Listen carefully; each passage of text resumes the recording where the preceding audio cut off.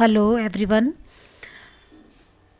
हमारे पिछले वीडियो में हमने मांग की परिभाषा, व्यक्तिगत मांग तालिका, बाजार मांग तालिका और मांग वक्र के बारे में अध्ययन किया था।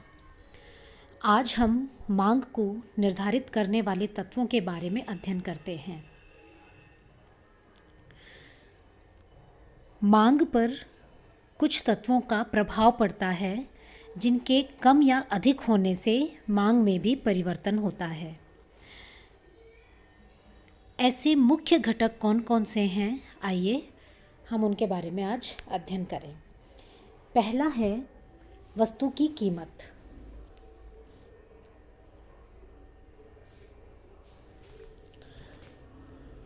यह सबसे महत्वपूर्ण तत्व है जो मांग को प्रभावित करता है, क्योंकि वस्तु की कीमत डायरेक्टली, प्रत्यक्ष रूप में वस्तु की मांग पर प्रभाव डालती है।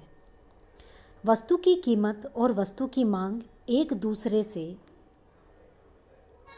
विपरीत संबंध रखते हैं, प्रत्यक्ष, विपरीत और आनुपातिक संबंध रखते हैं।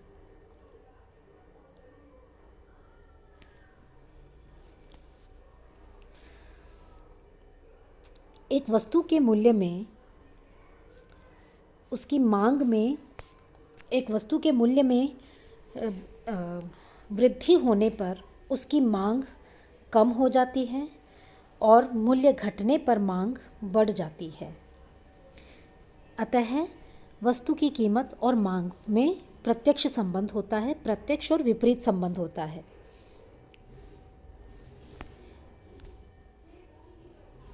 वस्तु की मांग को प्रभावित करने वाला सबसे महत्वपूर्ण तत्व कीमत है और अन्य बातों को हम स्थिर मान लेते हैं। वे अन्य बातें जो स्थिर मानी जाती हैं वे भी वस्तु की मांग को प्रभावित करती हैं। तो दूसरा तत्व है जो वस्तु की कीमत को प्रभावित करता है, वह है संबंधित वस्तुओं की कीमत।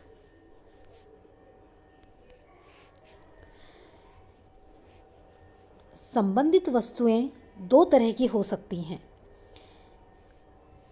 पहली स्थानापन्न अथवा वैकल्पिक, जिन्हें हम सब्स्टिट्यूट गुड्स भी कहते हैं, और दूसरी सहायक या पूरक वस्तु या कॉम्प्लीमेंट्री गुड्स।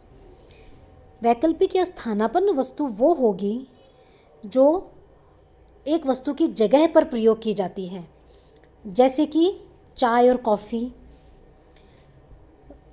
पेय पदार्थ जैसे कि कोका कोला और पेप्सी, या फिर पेन और पेंसिल, जो एक दूसरे की जगह पर काम आ सकती है, उन्हें हम स्थानापन्न वस्तु कहते हैं।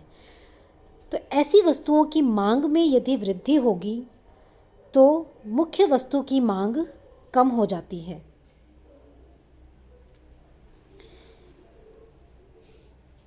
जैसे कि यदि कॉफ़ी की मांग बढ़ रही है तो इसका मतलब यह होगा कि चाय की मांग कम हो जाती है।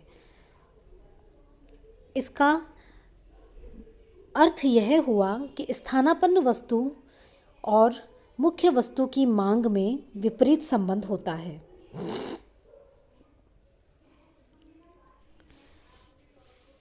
अब यदि स्थानापन्न वस्तु की कीमत बढ़ जाती है तो उसकी मांग कम हो जाएगी।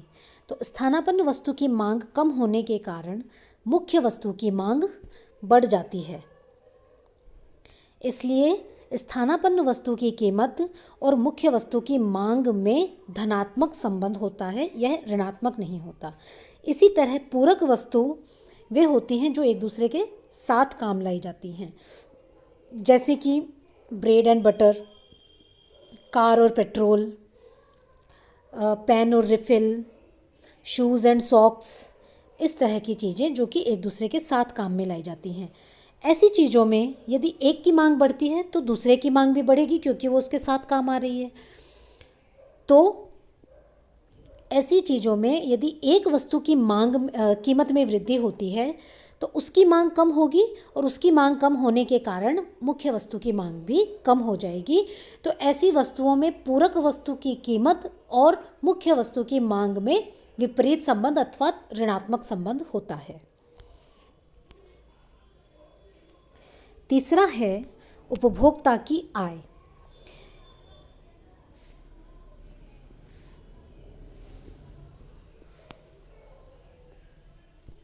यदि किसी व्यक्ति की आय में वृद्धि होती है तो निश्चित रूप से उसके द्वारा मांगी जाने वाली वस्तुओं की मांग में भी वृद्धि होगी, क्योंकि यह बात स्पष्ट ही है कि यदि किसी व्यक्ति की किसी चीज़ को खरीदने की क्षमता बढ़ जाएगी तो वह उस चीज़ को अधिक खरीदेगा, क्योंकि अब उसके साधन बढ़ गए हैं।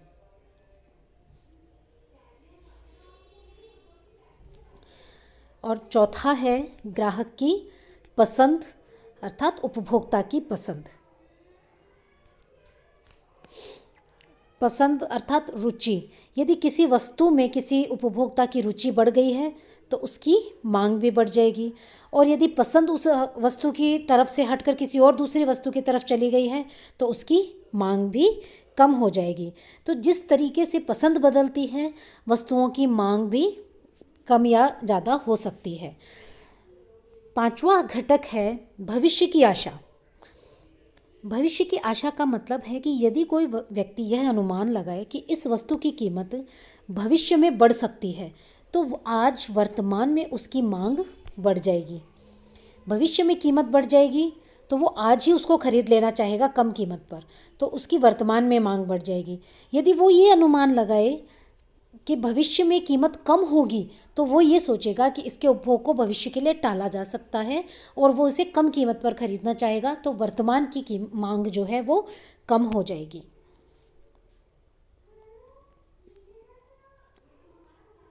यह घटक था भविष्य की कीमत।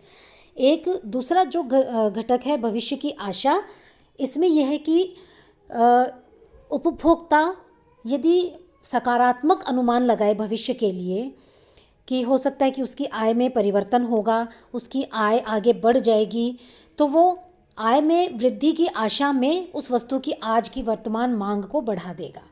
और यदि उसे लगता है कि उसकी नेगेटिव सोच होगी और वो ऐसे सोचेगा कि आगे मेरी आय कम हो सकती है, तो वो आज के उपभोग को कम करना चाहेगा। छठा घटक है धन का वितरण। एक देश में धन का जितना समान वितरण होगा उतना ही किसी वस्तु की मांग ज़्यादा होगी। और धन के असमान वितरण में, यदि असमान वितरण मतलब कुछ व्यक्तियों के पास धन केंद्रित है, अमीरों के पास धन ज़्यादा है और गरीबों के पास धन कम है, तो ऐसी स्थिति में केवल लग्जरी वस्तुओं की मांग तो ज़्यादा बढ़ेगी लेकिन सामान्य वस्तुओं की मांग उतनी नहीं बढ़ेगी।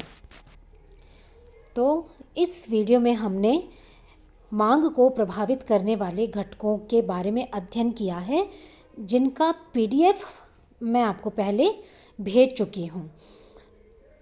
तो आप PDF में इसका अध्ययन कर सकते हैं और वीडियो से इसको समझ सकते हैं।